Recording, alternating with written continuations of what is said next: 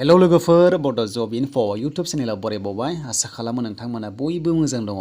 दा अफिसियेल फुल नटिफिकेसन ओंखारबाय स्लेट एग्जामनि बेनो जाबाय स्टेट एलिजिबिलिटि टेस्ट 2022 लोगोफोर।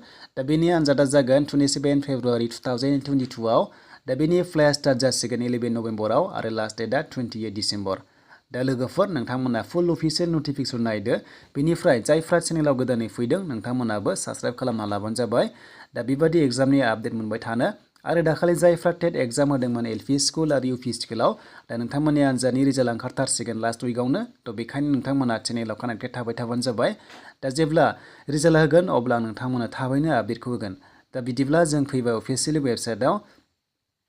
दा अफिसियेलि वेबसाइटआव फैनाय लोगो लोगो जों बेयावनो एप्लाइ खालामनो हायो। बेनिफ्राय नोंथांमोना बेनिफ्रायनो पिडिएफ फाइलखौबो डाउनलड खालामनानै लानो हागोन।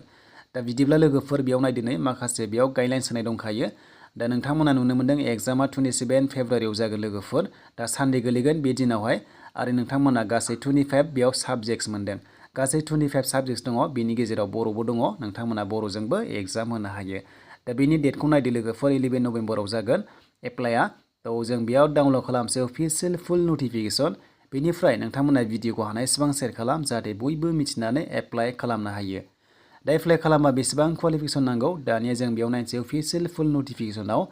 दा नायदो लोगोफोर बे जाबाय स्लेट एग्जामनि नटिफिकेसन। दा हेड अफिसार दङ जालुकबारियाव गुवाहाटि।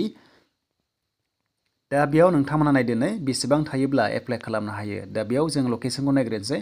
दा लकेसनाव दङ नर्थ जालुकबारि गुवाहाटि लोगोफोर। फन नाम्बारबो दंखायो, पिन नाम्बार दङ। दा बेनिफ्राय लोगोफोर दानिया बेयाव नोंथांमोना एप्लाइ खालामबा क्वालिफिकेसना जाहैबाय मास्टार डिग्री खालामनाय जानांगोन। बेनिफ्राय जोंनि एसटिफ्रा पार्सेन्टआ 50 थानाय जाथारनांगोन अब्ला एप्लाइ खालामनो हायो।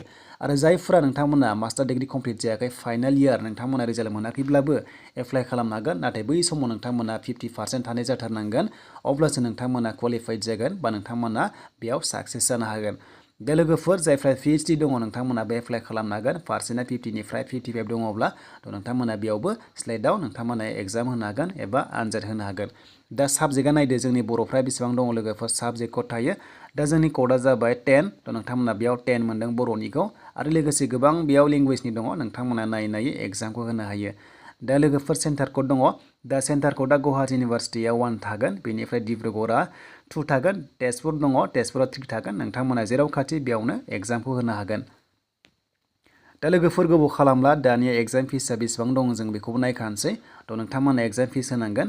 थ' बेखायनो जों लास्टआव फैनांगोन गाहायाव। बेनिफ्राय जों एग्जाम फिसखौ नायनोसै। दा एग्जाम पेपारा माबादि जागोन लोगोफोर नायदो। बे एग्जाम पेपारा अफलाइन एग्जाम जागोन। नोंथांमोना माल्टिपल चइस टाइपनि एग्जाम होनो मोनगोन। दा नोंथांमोना पेपार 1आव 100 मार्क्सनि थागोन आरो गासै कुइसना 50 थागोन। दा सेकेन्ड पेपारावहाय 200 मार्क्सनि जागोन आरो 100 कुइसन थागोन। बेनिफ्राय टाइमिंआ पेपार 1आ 1 घन्टा आरो पेपार 2आ 2 घन्टा जागोन। थ' नोंथांमोना टाइमिंखौ नायना लादो। दा बेनिफ्राय नोंथांमोना मोनसे कारेक्ट जायोब्ला 2 नाम्बार मोननाय जागोन। थ' बे जाबाय क्लियार। दानिया जों थांसै लोगोफोर माखासे प्रसेसआव जों गाहायाव नायबावनोसै माखासे क्राइटेरिया एबा गाइडलाइन्सखौ।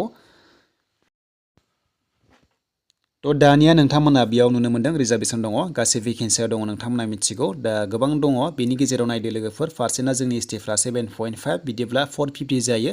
बेनिफ्राय नोंथांमोना जेनेरेलाव आनरिजार्भआव 2250 नुनो मोनदों 37.5% दङ। थ' नोंथांमोना जेरावनोखि इलिजिबोल जायो एप्लाइ खालामबानो जाबाय।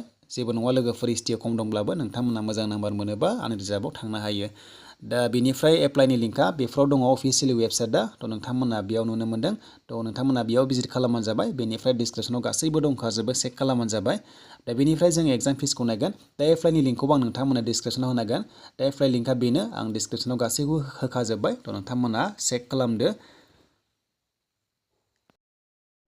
दानिया लोगोफोर एग्जाम फिसआ नायदो जोंनि एसटिफ्रा बेयाव दङ 1000 रुपिस। थ' नोंथांमोना 1000 होनांगोन। दा नोंथांमोना एग्जाम फिसखौ 1000 होनांगोन। दा बेनिसिम लोगोफोर आसाम स्टेटनि बे मोनसे टेट बायदि थ' नोंथांमोना मिथिखागौ स्लेट एग्जाम होननानै। थ' जायफोरा मास्टार डिग्री कमप्लिट जाबाय नोंथांमोना एप्लाइ खालामदो। जायफ्रा स्लेट एग्जाम होनो गोसो दङ। दा आसा खालामो लोगोफोर नोंथांमोना भिडिअ नायनानै मोजां मोनदोंबा लाइक कमेन्ट शेयार खालामदो आरो गोदानै फैदोंबा चेनेलाव साबस्क्राइब खालामदो बड' जब इनफ' इउटुब चेनेलाव।